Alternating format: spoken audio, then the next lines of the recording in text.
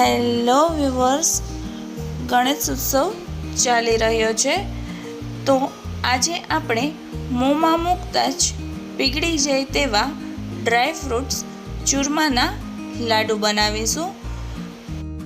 અને હું ચૂરમાના લાડુ ગણપતિ બાપાને પ્રસાદી તરીકે લેવાની છું, તો તેનું ચોક્કસ માપ અને રીત જોઈ લઈએ.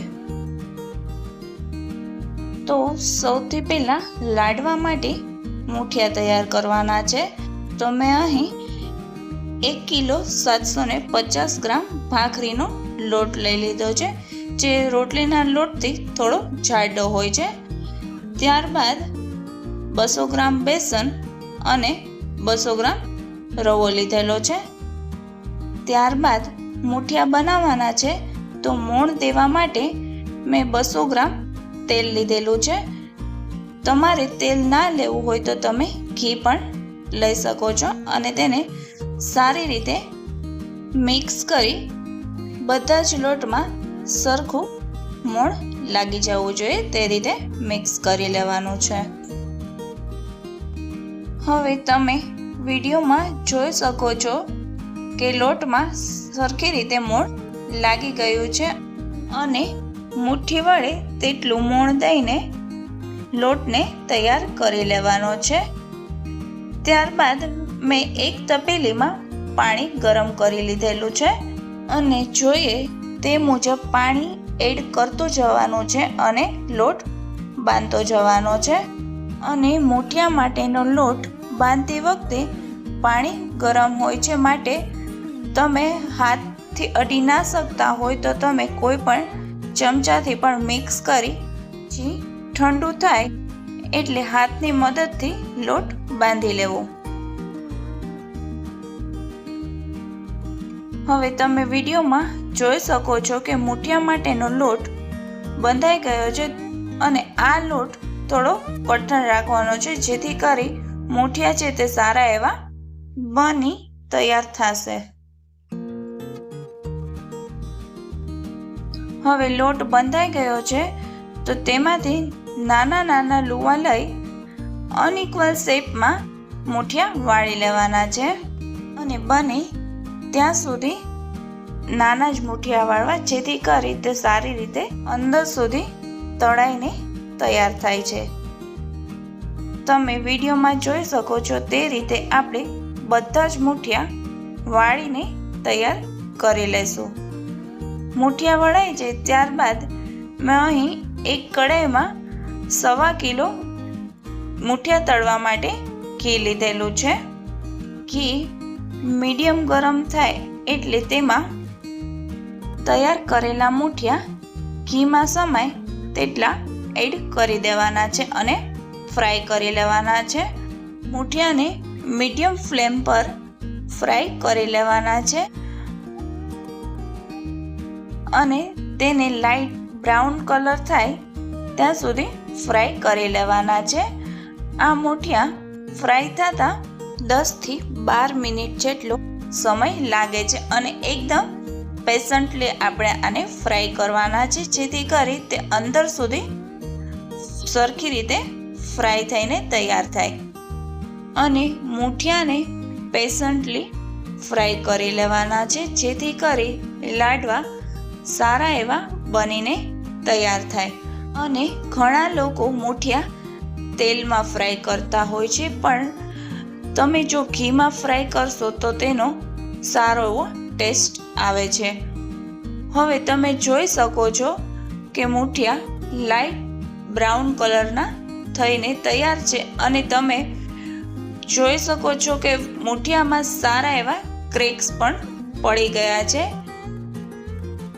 તમે મૂઠિયા માટે લોટ બાંધો તે થોડો કઠણ રાખશો તો આ રીતે સારા એવા ક્રેક્સ આવીને તૈયાર થશે.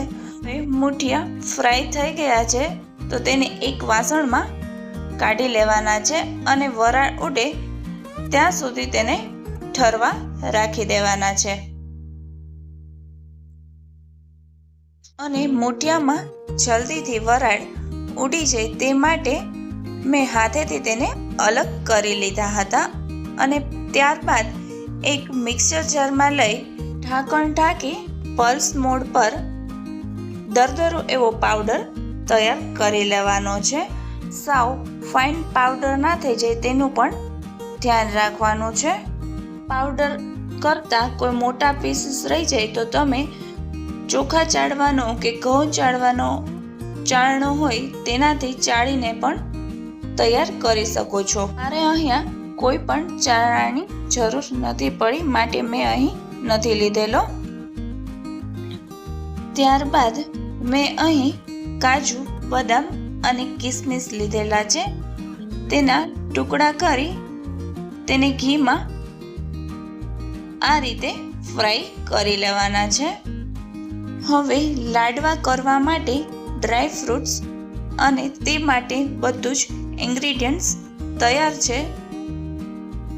તો ચાલો ડ્રાય ફ્રૂટ્સ ચૂરમાના લાડુ બનાવીને તૈયાર કરી લઈએ. તો તેના માટે મેં અહીં સૌથી પહેલાં કિસમિસ એડ કરેલી છે. ત્યારબાદ બદામ, કાજુ, સૂંઠ પાવડર, ઇલાયચી પાવડર અને જાયફળ એડ કરી સારી રીતે મિક્સ કરી લેવાનું છે. અને આ બધું તમે તમારી જરૂર મુજબ લઈ શકો છો. ઓછું વધતું તમને જે રીતે પસંદ હોય તે રીતે લઈ શકો છો. અને હું ગણપતિ બાપાને ભોગ લગાવવાની છું એટલા માટે મેં બલ્કમાં બનાવ્યું છે. જો તમારે ઓછું બનાવવું હોય તો તમે આનું અડધું પણ કરીને લઈ શકો છો. હવે આપણે લાડવા માટેનો પાયો બનાવવાનો છે. તો તેના માટે આપણે મુઠિયા વળતા જે ઘી વધ્યું હતું તે લઈ લીધેલું છે અને તેમાં 1 કિલો અને 100 ગ્રામ ગોળ એડ કરી દેવાનો છે. અને ગોળ ઉપર આવે ત્યાં સુધી તેનો પાયો લઈને તૈયાર કરી લેવાનો છે. અને ગેસની ફ્લેમ મીડિયમ રાખવાની છે. હવે તમે વિડીયોમાં જોઈ શકો છો કે ગોળ બધો જ પીગળી ગયો છે અને ધીમે ધીમે ગોળ પણ ઉપર આવવા લાગ્યો છે. ગોળ ઉપર આવે એટલે તરત જ ગેસની ફ્લેમ ઓફ કરી દેવાની છે અને તેને તરત જ મુઠિયામાંથી બનાવેલા ભૂકામાં એડ કરી સરખી રીતે મિક્સ કરી લેવાનું છે. અને તેમાં લમ્સ ના પડે તેનું પણ ધ્યાન રાખવું. આ બધું જ મિક્સ કરતા જો ઘીની જરૂર પડે તો તમે ઉપરથી પણ ઘી એડ કરી શકો છો. તમે જોઈ શકો છો કે બધું જ સારી રીતે મિક્સ થઈ ગયું છે.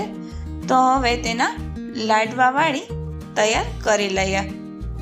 હવે આ મિક્સચરમાંથી નાના નાના પોર્શન્સ લઈ હું લાડવા વાળી લઈશ. અને હું પ્રસાદ તરીકે લાડવા બનાવવાની છું એટલા માટે મેં નાના લાડવા વાળેલા છે. જો તમારે મોટા લાડવા વાળવા હોય તો તમે મોટા પણ વાળી શકો છો કે કોઈ પણ મોદક માટેનો મોલ્ડમાં પણ સેટ કરીને લાડવા બનાવી શકો છો.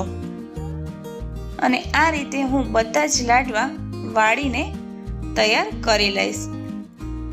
લાડવા વળાઈ જાય ત્યારબાદ તેમાં ખસખસ લગાવી દેવાનું છે.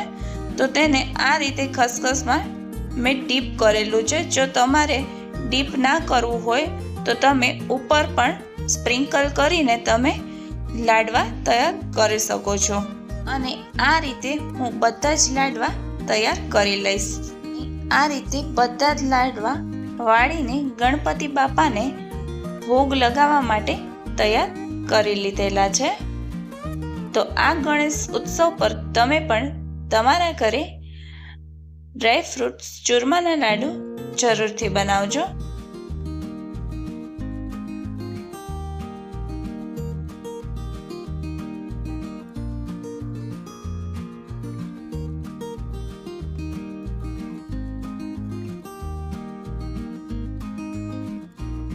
અને તમને મારો વિડીયો ગમ્યો હોય તો લાઈક, શેર અને સબસ્ક્રાઈબ કરવાનું ના ભૂલતા. તો ફરી પાછા આવી જ નવી રેસીપી સાથે મળીશું.